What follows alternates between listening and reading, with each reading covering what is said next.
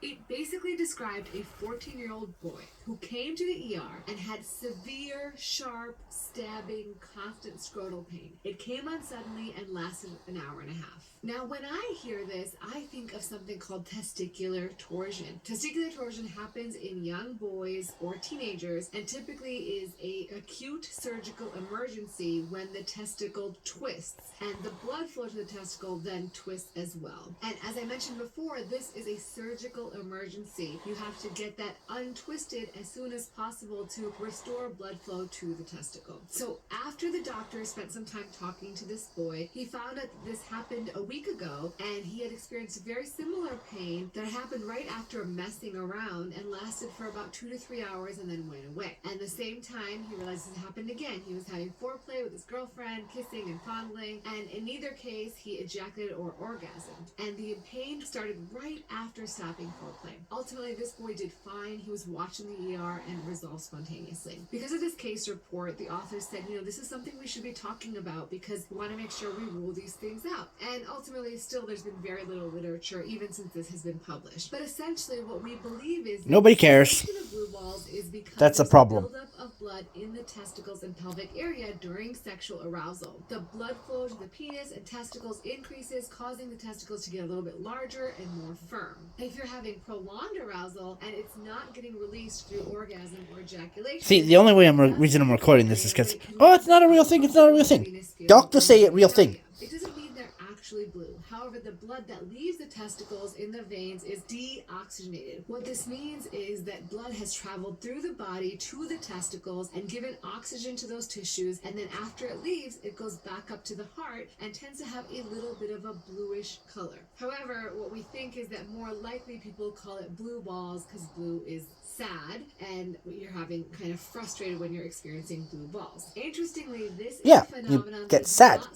you get pissed, you get... Women also experience blue vulva, similarly when they're aroused and don't achieve climax. If you're experiencing this, not to worry, it's not dangerous. But if you want to relieve the discomfort of blue balls or blue vulva, you can try masturbating or finding another way to reach climax. You could also try to lie down on your back and distract yourself with non-sexual thoughts. Also, trying cold compresses to the area, taking a ice works. Kind of constrict the blood vessels and take the blood away from the area. And maybe even straining to lift something really heavy can also help reduce that blood flow. For pain itself, you can try warm compresses. Weightlifting actually helps. Very uncomfortable. You could try. Holy shit! I always thought that was just a way of my ex getting me to work out. If you notice that the pain persists, I didn't think it would. Shit! I should have actually done it. It's really important to go see your doctor and talk about it, or go to the. Holy shit! You could actually go. See, you could go to an emergency room. Blue balls explained in a nutshell. While it can be a nutshell. Funny. It's not a serious medical condition and resolves on its own. If you are enjoying this content, please make sure to subscribe and share this channel with your friends so that we can get evidence-based health content all Doesn't get the emotional hit of blue balls though, because there is an emotional hit.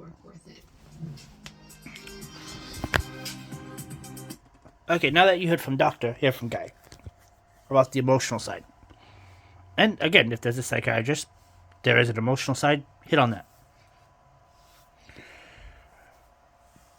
But after a while, you start to feel like the person you're with doesn't want you to be comfortable, doesn't want you to be happy. Like, if again and again and again you're saying, you're telling the person that's supposed to care about you, hey, I'm uncomfortable, hey, there's a really simple thing you can do to ease the tension, hey, don't tease me unless you're gonna, hey, what you're doing, teasing me and then not tipping it off, makes me feel uncomfortable, which is actually a thing, and they continually don't care because either they find it amusing, they're not ready yet, which ready for what? Half the time topping someone off requires fingers or a hand. Or, like she said, cold water.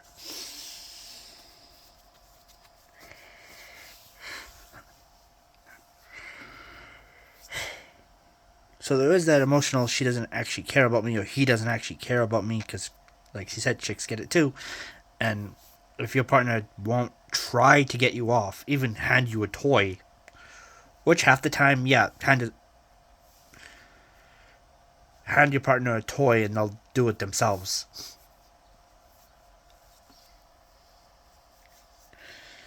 And if you're dating a guy and you don't want to get him off, get yourself a toy and let him watch.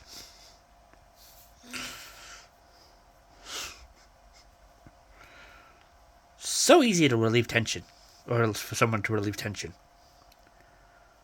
But but continually not doing that step, not doing any step to make, hey, this is causing someone I care about discomfort. How can I ease this discomfort?